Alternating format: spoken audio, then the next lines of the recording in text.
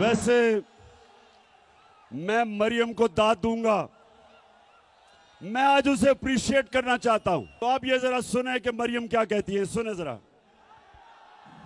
हसन हुसैन के पास आज जो भी है वो उनके वालिद से उनको नहीं आया। वो कहते हैं ना, ये पैसा कहाँ से आ गया कि बच्चे इतनी छोटी छोटी उम्रों में अमीर हो गए और अरबपति हो गए। तो मुनीब वो एक अरबपति दादा के पोते हैं, उस अरबपति दादा के पोते हैं जो 1960s और 70s में पाकिस्तान का अमीर तरीन इंसान था। ये जो एसेट्स हैं, ये जो बिजनेस के लिए पैसा है, ये सारा दादा से डायरेक्टली बच्चों को ट्रांसफर हुआ।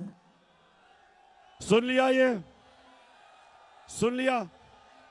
मरियम कहती है कि हमारा तो दादा इतना अमीर आदमी था कि हमारे पास तो ये पैसा दादे ने दे दिया। अच्छा, अब दादे ने दे दिया तो दादे का जो बेटा शहबाज शरीफ था वो ये क्या कहता है? मेरे खानदान को 22 खानदानों में शुमार नहीं होता था।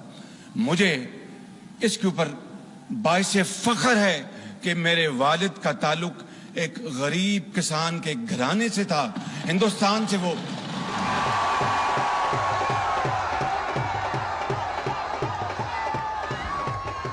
वैसे मैं मरियम को दाद दूंगा, मैं आज उसे अप्रिशिएट करना चाहता हूं। सुने सुने क्यों कि इतना बड़ा झूठ बोलते हुए एक भी मुंह से लाइन इधर उधर नहीं हुई।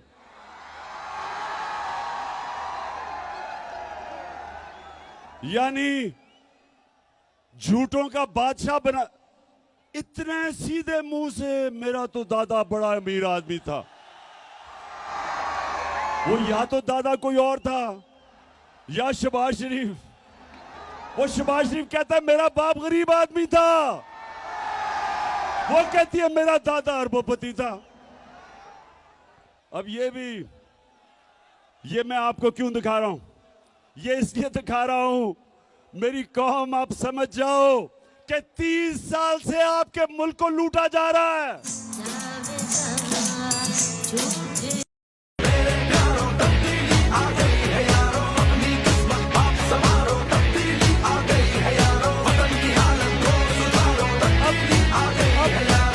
दूसरी तरफ आ जाओ, आसिफ जरदारी। अब आसिफ जरदारी मुल्क की सबसे बड़ी बीमारी हम सब जानते हैं। अब ये सुने, इसने $60 मिलियन जो होता है 13 अरब रुपया इसने स्विट्जरलैंड में रखा हुआ था। मुशर्रफ की हुकूमत ने जब पता चला तो मुशर्रफ की हुकूमत ने कानूनी कार्रवाई की और वो जो पैसा था वो कानूनी कार्रवाई के बाद वो पाकिस्तान को आना था।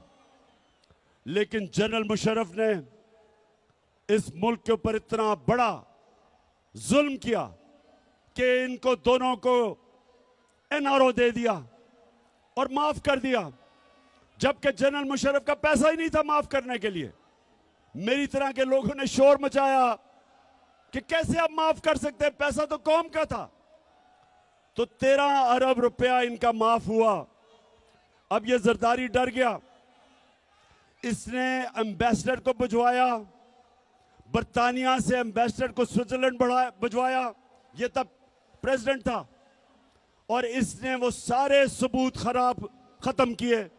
जरा ये देखें, ये स्विट्जरलैंड में ये इंतहाई खुफिया और पुरस्कार ड्रामा जेनेवा में उस वक्त मंजर-ए-आम पर आया जब पीर को सुबह 9 बजे वाजिद शमसुल हसन और नैब के सीनियर एहलकार दानिश्वर मलिक जेनेवा में पाकिस्तानी हाई कमीशन की सिफारती कार में प्रोसिक्यूटर जनरल के दफ्तर पहुंचे। जराये के मुताबिक प्रोसिक्यूटर जनरल कई घंटों तक पाकिस्तानी हाई कमिश्नर और नैब के एहलकार को ये दस्तावेजात देने से मना करते रहे, क्योंकि इन दस्तावेजात को पाकिस्तानी सिफारत खाने की जानिब से कोई बाज़ाब्ता तौर पर वसूल नहीं कर रहा था। एनआरओ के बाद ये केस बंद कर दिए गए थे, मगर अब एनआरओ के खात्मे के बाद इस बात के मजबूत शवाहिद थे कि स्विस केस दोबारा खुल सकते हैं और ये शवाहिद पाकिस्तान की आला शख्सियत के खिलाफ इस्तेमाल हो सकते हैं। इत्तलाआत के मुताबिक जेनेवा में हुकूमत पाकिस्तान के साबिक वकील जैक पी से मुकदमात के असल सबूत वापस मांगे गए, जिस पर वकील ने यह कहकर सबूत वापस करने से इनकार कर दिया कि पाकिस्तान की एक आला शख्सियत इन मुकदमात में मुल्जिम है। तो ये जब ये एनआरओ मिला, बरतानिया से जरदारी ने एम्बेसडर को भेजा, तब ये सदर था, वो जिनीवा गया, उसने सारे सबूत जो आप देख रहे थे, सारे सबूत उठा के और 13 अरब रुपया जो कौम का चोरी हुआ था, वो सारे सबूत खत्म कर दिए। तो ये जो दो घर हैं, ये जो 30 साल से लूट रहे हैं, इनको दोनों को मुल्क पर मुसल्लत किया गया। और ये जो दो घर हैं, ये पाकिस्तानियों गौर से सुन लें, ये 20 साल एक दूसरे को चोर कहते रहे।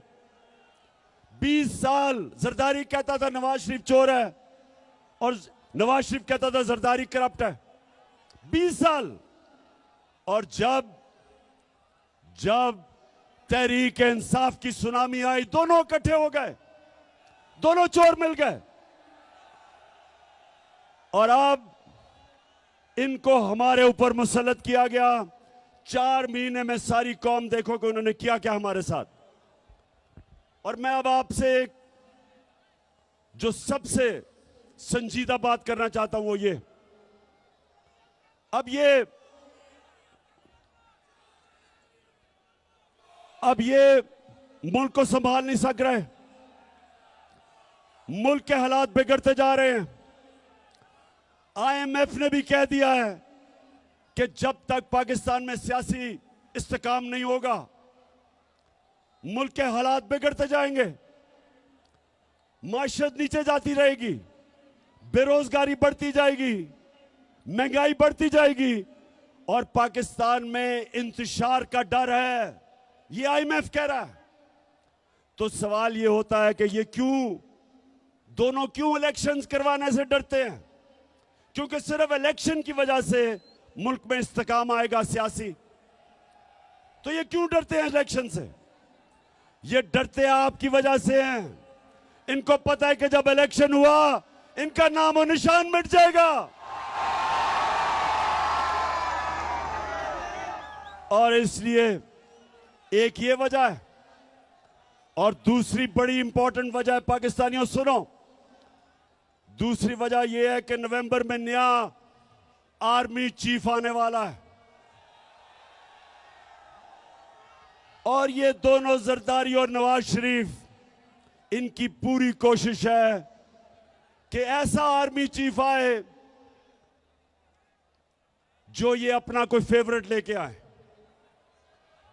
ये अपना आर्मी चीफ लाना चाहते हैं क्योंकि पैसा इन्होंने चोरी किया हुआ है। ये डरते हैं कि यहां कोई तकड़ा आर्मी चीफ आ गया, एक मुहिब्बे वतन आर्मी चीफ आ गया तो वो पूछेगा इनसे। तो इस डर से ये बैठे हुए हैं कि ये दोनों मिलकर अपना आर्मी चीफ अपॉइंट करेंगे। अब मैं सारे पाकिस्तानियों से पूछता हूं, फैसलाबाद, गौर से मेरी आप बात सुनो, ये दो जब इनको मुश्किल पड़ती है मुल्क से बाहर भाग जाते हैं। अरबों रुपया इनका मुल्क से बाहर